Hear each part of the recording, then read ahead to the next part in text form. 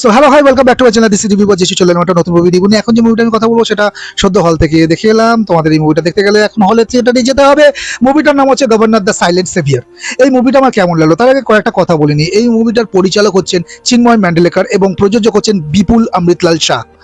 আচ্ছা, এই মুভিটা বেসিক্যালি কিন্তু একটা রিয়েল লাইফ, একটা রিয়েল মানুষকে কেন্দ্র করে। এখানে মনোজ বাজপেয়ী এস ভেঙ্কটরমণের চরিত্রে অভিনয় করছেন এবং এই মুভিতে তার অভিনয় কিন্তু দারুণ লেগেছে। মনোজ বাজপেয়ী যেখানে থাকবেন না কেন তার অভিনয় তো আমার কোনো কথা বলা থাকে না। তো মুভি কিন্তু মুভিতে তার পারফরমেন্স কিন্তু আমার দারুণ লেগেছে। অল ওভার মুভিটা কেমন হলো দাঁড়িয়ে একটা ছেড়াকাটা করবো, তো চলো রিভিউ করি। দেখো, এই মুভিটা গল্পটা যদি ছোট করে বলা, স্পয়লার ফ্রি ভাবে বলার চেষ্টা করি। দেখো, 1990 থেকে 1991 সালের ভারতের চরম অর্থনৈতিক সংকট, ব্যালেন্স অফ পেমেন্টস ক্রাইসিস পটভূমিতে তৈরি এই মুভিটা। সেই সময় উপসাগরীয় যুদ্ধের কারণে তেলের দাম আকাশ ছোঁয়া, দেশের কোষাগারে বিদেশি মুদ্রা প্রায় শেষ, আর দেশ দেউলিয়া হওয়ার মুখে। ঠিক এই অগ্নি পরীক্ষার সময় reserve bank of India RBI নতুন গভর্নর হিসেবে দায়িত্ব নেন এ রামানান, যেটা মনোজ বাজপেয়ী অভিনয় করছেন। এই চরিত্রটি মূলত তৎকালীন রিয়েল লাইফ গভর্নর এস ভেঙ্কট রামানানের উপর ভিত্তি তৈরি। আচ্ছা, রাজনৈতিক অস্থিরতা, আমলাতান্ত্রিক জটিলতা আর আন্তর্জাতিক চাপের মুখে দাঁড়িয়ে রামানান কিভাবে দেশের সোনা বন্ধক রেখে ভারতকে এক চরম অর্থনৈতিক বিপর্যয়ের হাত থেকে বাঁচিয়েছিল, সেটাই কিন্তু এই মুভির মূল প্লট উপজীব্য। চলে আসে এই মুভির কিছু পজিটিভ দিকে। কি কি আমার ভালো লেগেছে। দেখো, পুরো সিনেমাটাকে নিজের কাঁধে টেনে নিয়ে গেছেন মনোজ বাজপেয়ী, যেটা বলা বাহুল্য।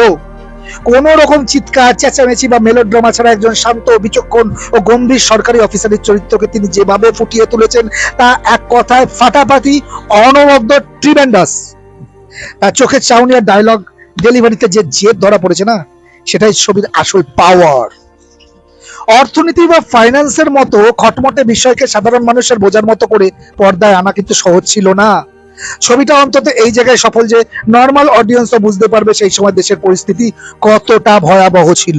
ডেপুটি গভর্নর সি রঙ্গনাথন, যেটা নওশাদ মোহাম্মদ কুঞ্জু প্লে করছে, এর সাথে মনোজের দৃশ্যগুলো বেশ দারুণ রিয়েলিস্টিক লেগেছে। বিশেষ করে সংকটের মুহূর্তে তাদের মধ্যকার পারস্পরিক ভরসা ও সূক্ষ্ম কিছু মানবিক মুহূর্তগুলো কিন্তু বেশ টাচিং। এবার চলে আসে এই মুভির কিছু নেগেটিভ দিকে। কি কি আমার অতটা জমেনি। সিনেমার মূল ফোকাস হওয়া উচিত ছিল অর্থনৈতিক থ্রিল, রাইট? কিন্তু গল্পে জোর করে কিছু ট্র্যাক ঢোকানো হয়েছে, যেমন পিয়নের মেয়ের আইএএস পরীক্ষা, গভর্নরের ছেলের ক্রিকেট খেলা বা ফ্যামিলি ড্রামা। এগুলো মূল গল্পের গতি কমিয়ে দেয় এবং বেশ খাপছাড়া লেগেছে সেই জায়গাগুলো। ছবিটা এমন ভাবে দেখানো হয়েছে যেন পুরো ভারতকে একাই একজন মানুষ বাঁচিয়েছিলেন, অথচ বাস্তবে সেই সময় মনমোহন সিং, পিভি নরসিমহা রাও বা চন্দ্রশেখর সরকারের যৌথ রাজনৈতিক বা অর্থনৈতিক সিদ্ধান্তে বড় ভূমিকা রেখেছিল। ছবিতে বাকিদের প্রায় ম্লান করে ব্লার করে দেওয়া হয়েছে, শুধু একজন সোলো সেভিয়ার বা একলা বীর দেখানোর চেষ্টায় বড্ড চোখে লেগেছে। দেশ দেউলিয়া হতে চলেছে, এই রকম চরম আতঙ্কের পরিবেশটা পরিচালক ঠিকঠাক তৈরি করতেই পারেননি। চিত্রনাট্য অনেক জায়গায় কেবল তথ্য দিয়ে বোঝানোর চেষ্টা করা হয়েছে, ইনফরমেশন হেভি হয়ে গেছে জায়গাগুলো। আমরা তো ডকুমেন্টারি দেখতে যাইনি না, একটা পরিষ্কার পরিচ্ছন্ন মুভি দেখতে গেছি যেটা রিয়েল ইনসিডেন্টের উপর ডিপেন্ড করে, রাইট? কিন্তু সেটা তো ইনফরমেশন হেভি এতটাই হয়ে গেছে যে ডকুমেন্টারি ভাইব লাগছিল না।